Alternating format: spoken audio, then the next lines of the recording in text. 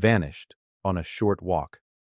There's a moment in every missing person case where reality fractures, where the mundane becomes impossible, where someone is here, and then they're not, and the space between those two states defies every logical explanation we try to force upon it. For Jason Jolkowski, that fracture occurred somewhere within 8 blocks. 8 ordinary blocks in a quiet Omaha neighborhood on a bright June morning in 2001. He left his family's home to walk to Benson High School, where he'd catch a ride to work with a coworker. The distance was roughly half a mile. The time required? 12 minutes, maybe 15 if you walked slowly. Jason never made it. He didn't make it to the school. He didn't make it to work. He didn't make it anywhere that anyone has ever been able to prove. In the span of those 8 blocks during those 12 minutes, a 19-year-old man weighing over 200 pounds simply ceased to exist in any provable way. No witnesses came forward. No surveillance cameras captured anything useful. No physical evidence was ever discovered. His body was never found. His belongings were never recovered. Not a shoe, not a wallet, not a single thread of clothing.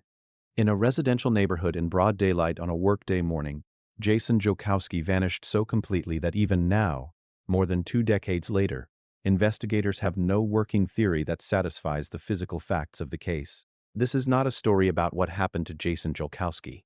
Nobody knows what happened to Jason Jolkowski. This is a story about absence, about the terror of not knowing, about how someone can be erased from the world so thoroughly that even the best investigators, the most dedicated family members, and the most obsessive true crime researchers have found nothing that brings them closer to an answer. The question isn't just what happened. The question is how. How does someone disappear without a trace in the middle of suburban America? How does nobody see anything? How does a case this baffling remain this cold? And perhaps most disturbing of all, how many times has this happened without anyone noticing? Jason Anthony Jolkowski was born on June 24, 1981, in Grand Island, Nebraska, to Jim and Kelly Jolkowski. He was the kind of person whose presence was quiet but steady, whose kindness was noted by everyone who knew him, whose reliability was so consistent that when he failed to show up that morning, people knew immediately that something was catastrophically wrong. From early childhood, Jason was described as gentle, thoughtful, and deeply loyal to his family and friends. He wasn't loud or particularly outgoing, but he had close friendships that mattered to him. He was a young man who preferred depth over breadth in his relationships. The people in his life knew they could count on him, absolutely.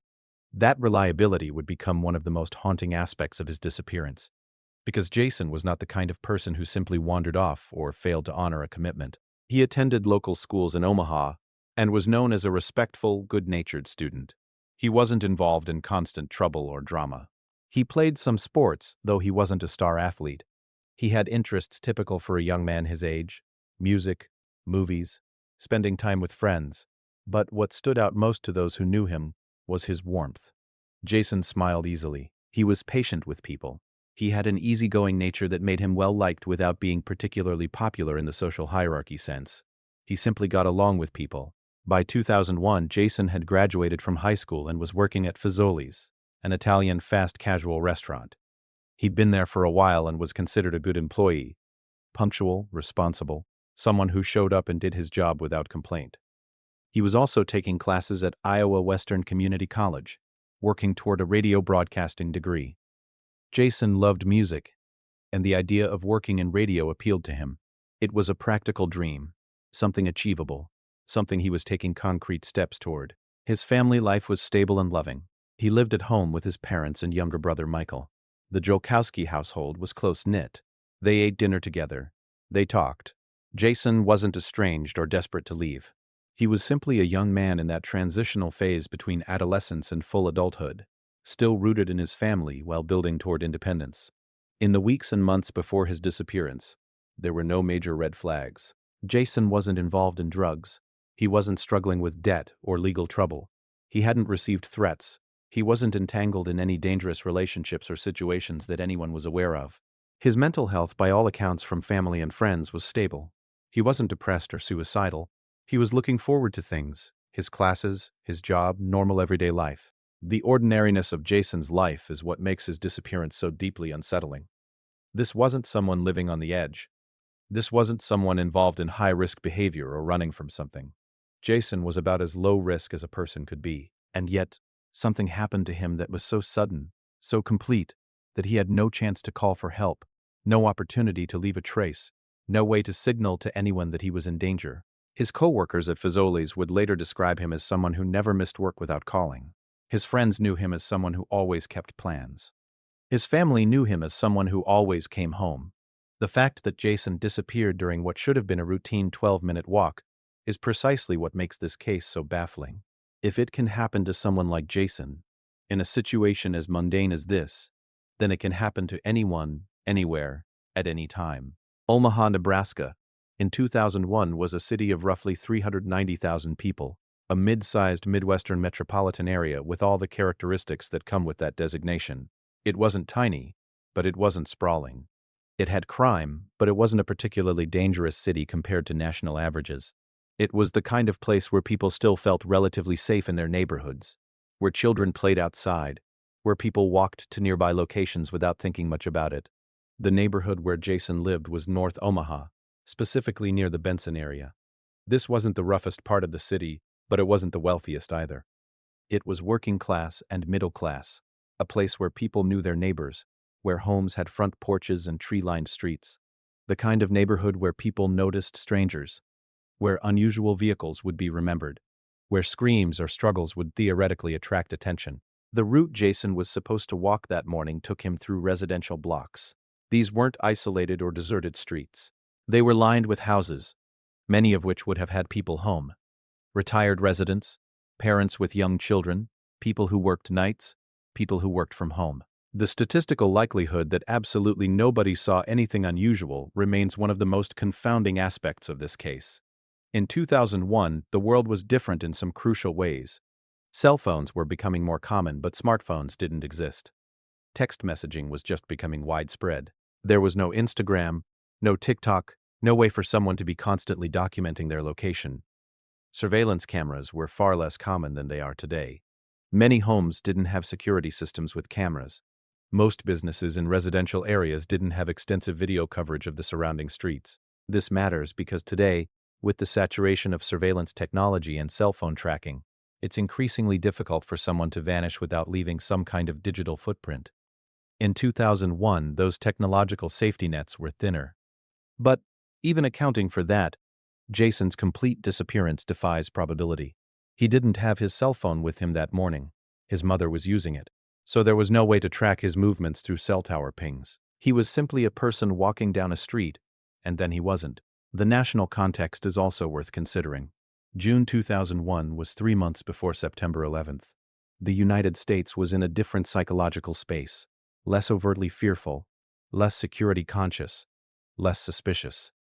Missing person cases certainly existed and were taken seriously, but the infrastructure around them was different. Amber Alerts were just beginning to be implemented nationally. Social media didn't exist as a tool for spreading awareness. The internet was still relatively young, and crowdsourcing investigations wasn't yet a thing. Omaha in that era was also dealing with its own specific issues. Like many Midwestern cities, it had pockets of gang activity, drug trade, and property crime. But violent stranger abductions?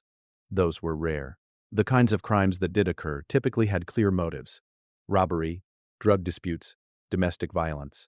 Random abductions of adult men in broad daylight in residential neighborhoods? That wasn't a pattern anyone in local law enforcement would have been primed to expect. This environmental context matters, because it helps explain why Jason's disappearance was so shocking and so difficult to categorize. It didn't fit any known pattern.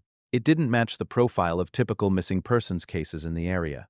And because it was so outside the norm, investigators didn't have a clear framework for understanding what might have happened.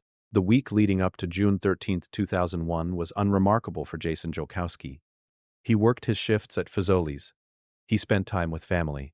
He made plans for the summer. There were no arguments, no unusual phone calls, no suspicious encounters that anyone later remembered as significant. One detail that would become important: Jason's car was in the shop. His 1994 Pontiac Trans Am had transmission problems and had been at a repair facility for a few days. This is why he needed a ride to work on the morning of June 13th. Under normal circumstances, Jason would have driven himself. The fact that his car was unavailable forced him into a different routine, and it's that deviation from routine that placed him on foot that morning. On June 12th, The day before he disappeared, Jason worked an evening shift at Fazoli's. He came home afterward, normal and unremarkable. He talked with his family. He went to bed. Nothing about his demeanor suggested he was worried about anything or planning to leave. His belongings were all at home: his clothes, his music collection, his personal items. If he was planning to run away or start a new life, he took nothing with him. The evening of June 12th was the last time Jason's family saw him behaving normally, going about his ordinary life. His mother, Kelly, would later say that there was nothing unusual about that night. Jason was just Jason. Calm, content, looking forward to the next day. He had a shift at Fazoli's scheduled for June 13th, starting at 11 a.m. He planned to be there. The morning of June 13th began like any other morning in the Jolkowski household. Jason woke up. He got ready for work. He dressed in his Fazoli's uniform, black pants, a black shirt. He ate breakfast. He interacted with his family members. Everything was normal. Because Jason's car was in the shop, his coworker, a woman named Sarah, had agreed to pick him up and give him a ride to work. Originally, the plan was for Sarah to come to Jason's house to get him. But at some point that morning, the arrangement changed. Sarah called and said it would be easier if Jason could meet her at Benson High School instead, which was about 8 blocks from the Jolkowski home. This change in plans is crucial. If Sarah had picked Jason up at his house, he would have been safe. He would have gotten in her car and gone to work. But the decision to meet at the school placed Jason on foot for those 8 blocks, and it was during that walk that he vanished. Jason agreed to the change without any apparent concern. Why would he be concerned? It was a short walk in broad daylight through his own neighborhood. He'd walked those streets countless times. There was no reason to think anything would happen. June 13th, 2001 was a Wednesday. The weather in Omaha that day was clear and warm, typical for early summer in Nebraska. Temperatures were in the 70s to low 80s. It was a bright morning, good visibility. Nothing unusual about the conditions. Jason left his family's home at 10:45 a.m. His shift at Fazoli's started at 11 a.m., and he needed to meet Sarah at Benson High School, which was about a 10 to 15-minute walk away. He was cutting it close on time, but not unreasonably so. Jason was known for being punctual, and he likely calculated that he had enough time to make the walk and still catch his ride without making Sarah wait long. He was wearing his work uniform, black pants, black shirt. He may have been wearing a hat or carrying a water bottle, though these details are not definitively confirmed. He didn't take his cell phone, because his mother was using it that morning. This detail would later become one of the most frustrating aspects of the case, because if Jason had his phone, there might have been some way to trace his movements, or at least determine that something had gone wrong more quickly. Jason said goodbye to his family and walked out the door. His mother, Kelly, saw him leave. That image, her son walking out the front door, heading off to work, completely ordinary and unremarkable, would become frozen in her memory. It was the last time anyone in his family saw him. The route from the Jolkowski home to Benson High School was straightforward. Jason would have walked north along residential streets lined with houses, trees, and parked cars. The distance was approximately 8 blocks, roughly half a mile. At a normal walking pace, this should have taken 12 to 15 minutes. Benson High School is located at 5120 Maple Street. The school itself is a large brick building, typical of American public high schools built in the mid-20th century.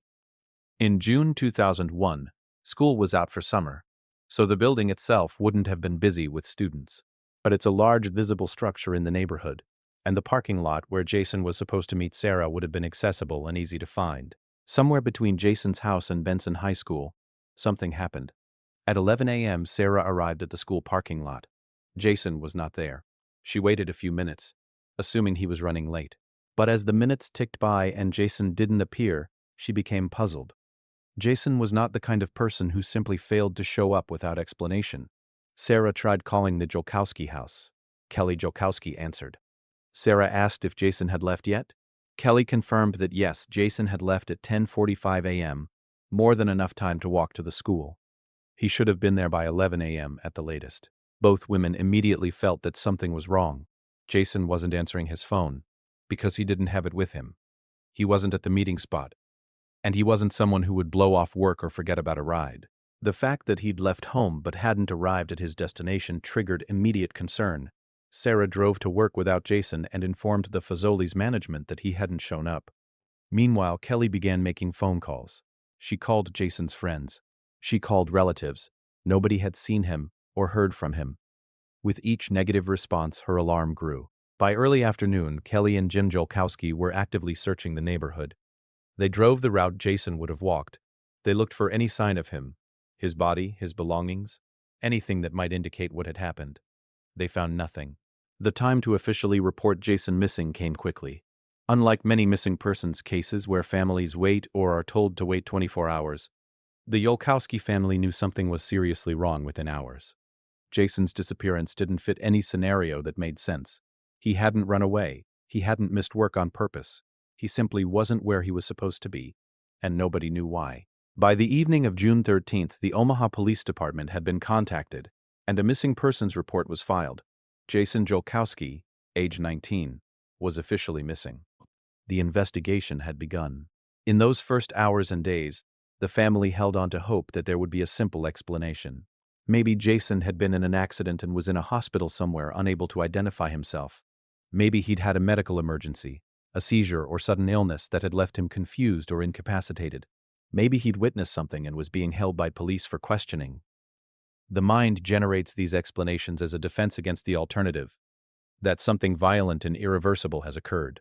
But as the hours turned into days, and the days turned into weeks, each of those hopeful explanations fell away. Hospitals had no unidentified patients matching Jason's description. Police had no record of detaining anyone that morning. There had been no reported accidents in the area. Number 911 calls about someone collapsed on the street or behaving strangely. The neighborhood canvassing began immediately. Police went door to door along Jason's likely route, asking residents if they'd seen anything unusual that morning. Had anyone seen Jason walking? Had anyone noticed a vehicle driving slowly or stopping? Had anyone heard anything? A scream? A struggle? A car door slamming? The responses were uniformly negative. Nobody had seen Jason. Nobody had seen anything unusual.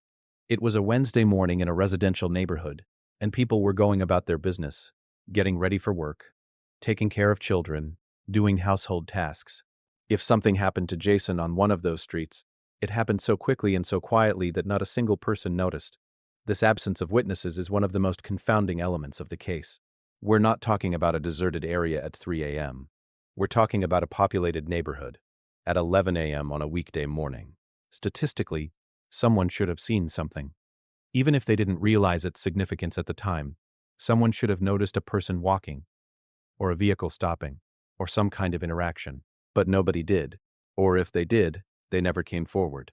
The search efforts expanded rapidly. Volunteers from the community joined the Jolkowski family in searching vacant lots, parks, wooded areas, and any location where a body might be concealed. They looked in dumpsters, behind abandoned buildings, in overgrown areas. They distributed flyers with Jason's photo and description throughout Omaha and the surrounding areas. The local media picked up the story quickly. Jason's face appeared on news broadcasts and in newspapers. The coverage emphasized his reliability, his good character, the fact that this disappearance was completely out of character. The public was asked to come forward with any information, no matter how insignificant it might seem. Tips did come in, as they always do in high-profile missing persons cases. People reported seeing someone who might have been Jason in various locations around the city and beyond. Each tip was investigated. Each sighting was checked. None of them panned out. Either the person wasn't Jason, or the timing didn't work, or the sighting couldn't be corroborated. As the weeks passed, the emotional toll on the Jolkowski family became immense. The not knowing is its own special kind of torture. They couldn't grieve because they didn't know if Jason was dead. They couldn't move forward because they didn't know what had happened. They existed in a state of suspended animation, trapped between hope and despair. The Omaha Police Department's investigation into Jason's disappearance was thorough, at least within the constraints of what they had to work with. The problem was that they had almost nothing to work with. There was no crime scene. There was no physical evidence. There were no witnesses. There was no clear motive for anyone to harm Jason. He wasn't involved in criminal activity. He hadn't been fighting with anyone. He had no known enemies. There was no financial motive. Jason didn't have money or valuable possessions that would make him a target for robbery. The investigation looked at several standard angles. First, they examined Jason's personal life for any potential threats or concerning relationships. They interviewed his friends, coworkers, and family members. They looked into his social circle to see if there was anyone who might have wanted to harm him or had displayed concerning behavior toward him. Nothing emerged. Jason's relationships were all healthy and normal. He wasn't involved in any romantic drama. He didn't have any disputes or conflicts with anyone that rose to the level of being considered a motive for violence. By all accounts, Jason was well liked and had no enemies. Investigators also looked into the possibility of voluntary disappearance. Had Jason run away? Was he trying to start a new life somewhere? The evidence against this theory was overwhelming.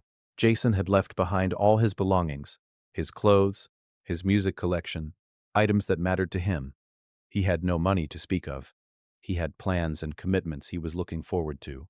His family relationships were strong, and he had no apparent reason to want to disappear. Moreover, running away doesn't explain the complete absence of any trace. Even if Jason had decided to leave, he would have had to get somewhere. Someone would have seen him at a bus station or hitchhiking or accessing money somehow. In the more than 2 decades since his disappearance, there has been no activity on any of his personal records. No social security number usage, no driver's license renewal, no financial transactions, no contact with friends or family. If Jason voluntarily disappeared, he did so with such thoroughness that it would require a level of planning and resources that nothing in his life suggested he possessed. The possibility of suicide was also considered and largely ruled out. Jason showed no signs of depression or suicidal ideation. There was no note. And critically, no body was ever found. If Jason had died by suicide in the local area, his remains would likely have been discovered at some point in the past 20-plus years. Investigators examined the possibility of Jason being the victim of a hit and run. Perhaps a driver struck him, panicked, and hid the body. But this theory has problems. First, there were no reports of accidents in the area that morning. Second, a hit and run typically leaves evidence: blood, skid marks, debris, witnesses who hear the impact. Third, even if someone did strike Jason and hide his body, the logistics of doing so quickly and completely are daunting. You'd have to move a 200-pound body, transport it somewhere, and conceal it so thoroughly that decades of searching and development in the area have never revealed it. The most likely explanation, though deeply disturbing, is that Jason was the victim of foul play, that someone took him against his will and killed him. But even this theory is plagued with questions. Who would do this? Why? How did they manage to subdue and remove a 200-pound young man in broad daylight without anyone noticing? One possibility that has been discussed is the wrong place, wrong time scenario. That Jason happened to be walking past a location where someone was committing a crime or was in a vulnerable state that made them a target of opportunity. Perhaps someone was in the process of burglarizing a home, and Jason saw something he shouldn't have. Perhaps someone was sitting in a vehicle in an agitated or intoxicated state and made an impulsive decision to grab Jason. Another theory involves a perpetrator who specifically targeted Jason. Perhaps someone who had been watching him, who knew his routine, who waited for an opportunity. But this theory is difficult to support because Jason's routine that morning was disrupted by the last-minute change to meet his coworker at the school. If someone was targeting him, they would have had to adapt their plan on very short notice. Some have speculated about the possibility of Jason being abducted and taken out of the area entirely, perhaps as a victim of human trafficking or being forced into some kind of servitude. This theory is generally considered unlikely for several reasons. Adult males are not typical targets for trafficking. Jason's physical size would have made him difficult to control. And again, the logistics of abducting someone off a residential street in broad daylight without any witnesses are extraordinarily difficult. As the investigation continued without answers, Jason's case began to attract attention beyond the local Omaha area. Missing persons cases are tragically common, but certain cases capture public attention for reasons that are sometimes hard to quantify. Jason's disappearance had several elements that made it particularly compelling to those who follow true crime. First, there was the utter incomprehensibility of it. Jason didn't disappear from a parking garage late at night or from a remote hiking trail. He disappeared during a short walk in a residential neighborhood in the middle of the morning. The mundane nature of the circumstances made it deeply unsettling. It suggested that safety is more illusory than we want to believe. Second, there was Jason's profile. He was young, responsible, well-liked with his whole life ahead of him. He wasn't involved in risky behavior. This wasn't a case where you could distance yourself by thinking, well, they were involved in something dangerous. Jason could have been anyone's son, brother, friend. That universality made his disappearance feel more threatening. Third, there was the complete absence of evidence. True crime enthusiasts are often drawn to cases with bizarre or unexplainable elements, and Jason's case had that in abundance. The lack of any physical evidence, any witnesses, any concrete leads created a void that people tried to fill with theories and speculation. Over the years, Jason's case has been featured in numerous true crime podcasts, YouTube videos, blog posts, and online forums. Amateur investigators have pored over the details, proposing theories ranging from plausible to outlandish. Some of this attention has been helpful, keeping the case in the public consciousness and potentially generating new leads. Some of it has been less helpful, spreading misinformation or focusing on theories that investigators have already ruled out. The Jolkowski family has had to navigate this public attention while dealing with their private grief. Kelly Jolkowski, Jason's mother, has been particularly active in keeping her son's case visible. She has done interviews, participated in documentaries, and worked with organizations focused on missing persons. Her advocacy has ensured that Jason's name hasn't been forgotten, even as years have passed without resolution. The case has also become a touchstone in discussions about missing persons investigations and the resources dedicated to them. Jason's case received significant attention, but many families of missing persons struggle to get even basic media coverage. The disparities in which cases receive attention, often based on factors like the victim's race, socioeconomic status, and appearance, have led to important conversations about equity in missing persons investigations.